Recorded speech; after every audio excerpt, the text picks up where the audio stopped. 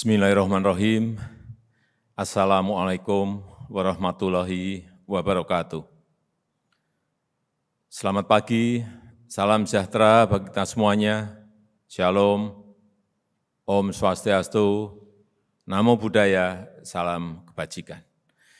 Yang saya hormati Menko Perekonomian, Kepala BKPM, serta para menteri, para wakil menteri yang hadir, yang saya hormati CEO Kompas Gramedia, Bapak Lili Utama, yang saya hormati para CEO dari berbagai sektor industri, baik yang tergabung dalam emiten 100 maupun di luar emiten, yang saya hormati seluruh ketua asosiasi dan himpunan, para pengamat ekonomi, hadirin dan undangan yang berbahagia. Ini adalah masa yang sulit, masa yang tidak mudah, masa yang tidak gampang. Penanganan COVID, semua negara juga merasakan betapa sangat sulitnya. 215 negara mengalami hal yang sama seperti yang kita alami. Juga disambung dengan pemulihan ekonomi yang juga tidak mudah. Kedua hal tadi harus berjalan, beriringan, mengatur manajemen gas dan rem ini juga harus pas, sesuatu yang tidak mudah dalam praktek.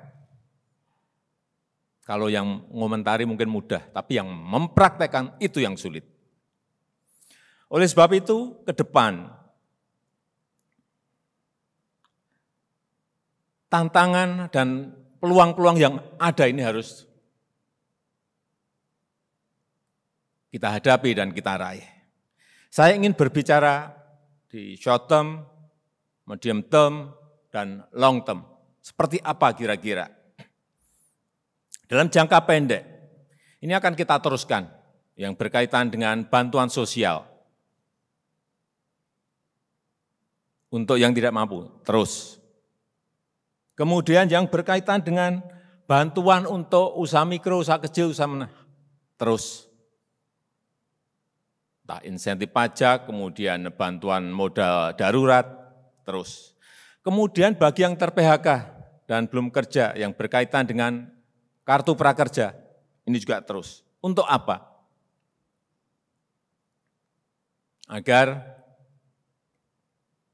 ada daya beli, agar ada konsumsi, agar ada demand. Meskipun sebetulnya ruang yang paling besar untuk memperkuat, menaikkan, meningkatkan demand itu adalah di kelas menengah yang sampai saat ini memang belum bergerak untuk demand-nya naik. Kemudian yang kedua, yang ini sangat penting dalam jangka pendek, yaitu bagaimana memberitahu masyarakat bahwa disiplin terhadap protokol kesehatan adalah kunci. Ini semua harus berbicara. Bapak Ibu harus berbicara kepada karyawan-karyawannya, gubernur harus berbicara kepada rakyatnya, bupati wali kota harus berbicara pada rakyatnya, camat harus berbicara pada rakyatnya, lurah harus berbicara pada rakyatnya, RT, RW semuanya harus berbicara pada rakyat kita betapa pentingnya yang namanya disiplin terhadap protokol kesehatan. Pakai masker,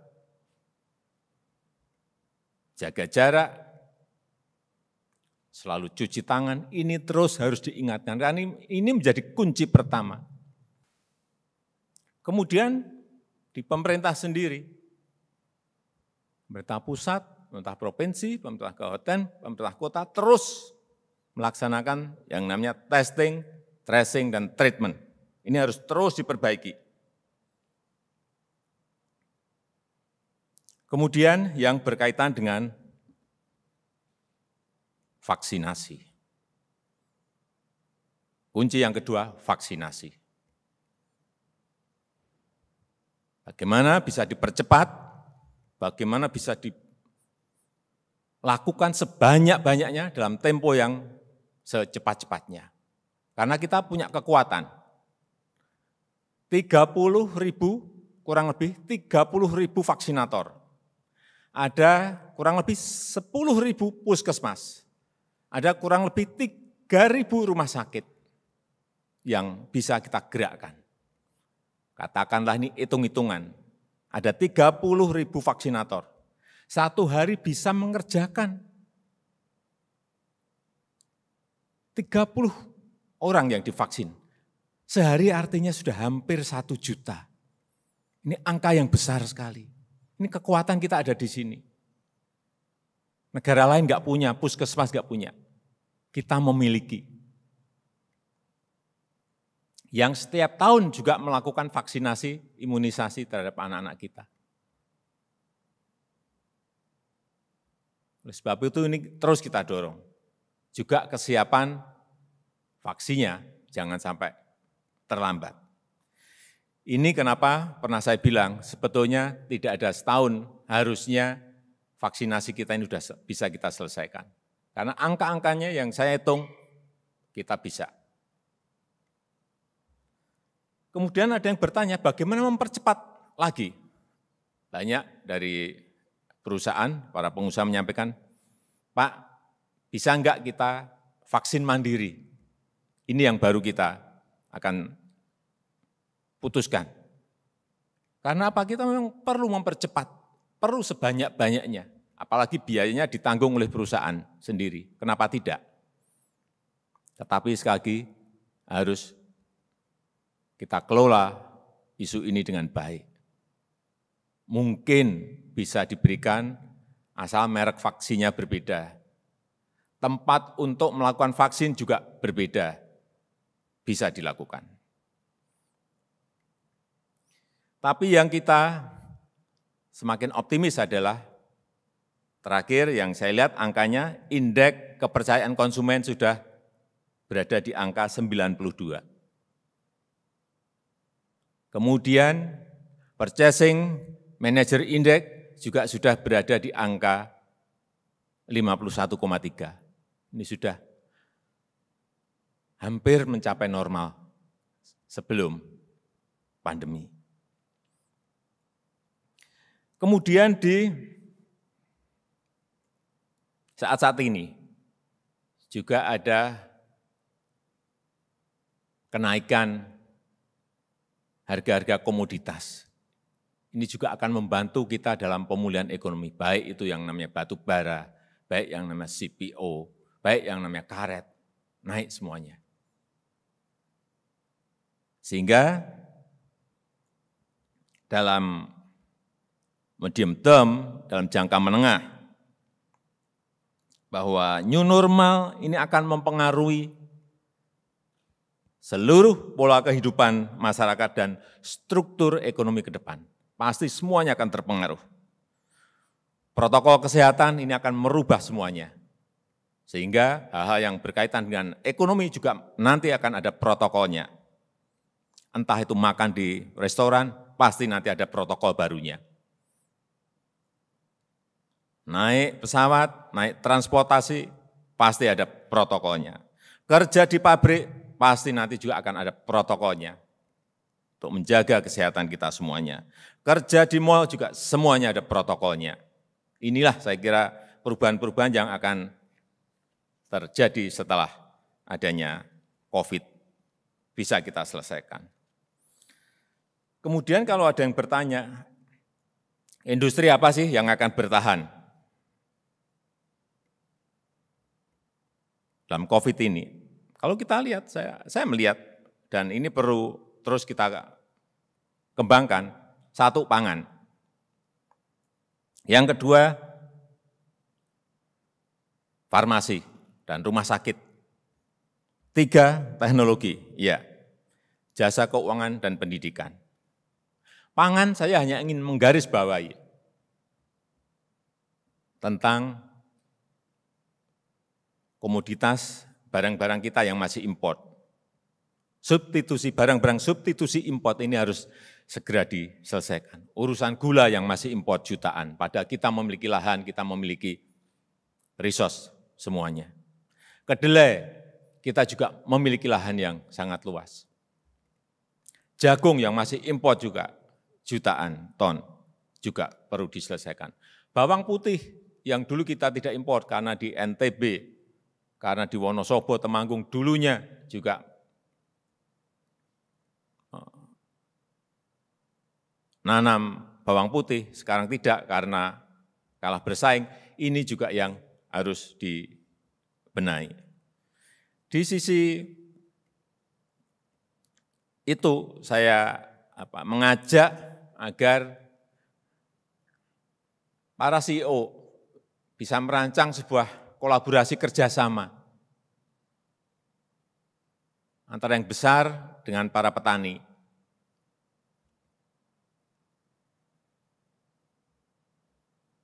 Sehingga komoditi-komoditi yang tadi saya sampaikan itu bisa kita selesaikan. Farmasi kita melihat juga, mungkin hampir 80-85% kita ini masih impor. Kenapa enggak dilakukan di Indonesia? Teknologi, saya kira ke depan kita memiliki kesempatan besar dalam membangun industri hulu sampai hilir untuk mobil listrik lewat litium baterai yang nikelnya kita memiliki. Ini saya kira peluang-peluang seperti ini harus kita lihat dan harus didorong agar segera bisa kita laksanakan dan memberikan kontribusi yang besar bagi negara. Kemudian di jangka panjang, long term, saya melihat kita memiliki kekuatan juga di green product, green economy. Yang saya kira sekarang ini semua negara kawasan mulai melihat itu. Di Eropa sekarang sudah mulai undang-undang yang membatasi, sehingga semuanya ke depan saya lihat green product ini akan berkembang, yang low carbon, resource efficient, socially inclusive, semuanya, kesetaraan sosial, mengurangi risiko lingkungan, efisien sumber daya, ini yang akan berkembang. Dan kita sekali lagi memiliki kesempatan yang besar juga masuk ke produk hijau dan ekonomi hijau ini. Baik dari sisi produksi, sisi distribusi, dan dari sisi konsumsi, semuanya. Karena ke depan semakin tingginya kesadaran masyarakat akan lingkungan hidup. Ini akan berpengaruh semua terhadap ekonomi, terhadap bisnis global, dan tentu saja akan berpengaruh terhadap ekonomi kita. Yang pertama tadi mengenai green economy, green product. Yang kedua saya kira mau tidak mau kita akan masuk kepada digitalisasi, digital economy. Semua industri pasti harus masuk ke sini.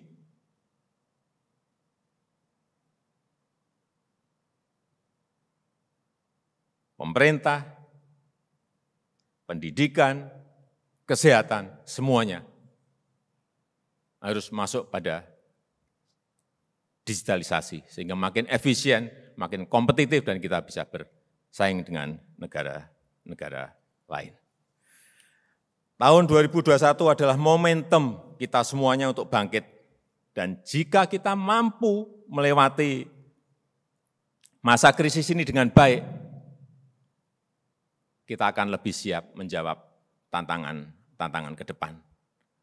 Bertransformasi negara kita menjadi sebuah kekuatan ekonomi baru, semakin tangguh, dan menjadi negara maju.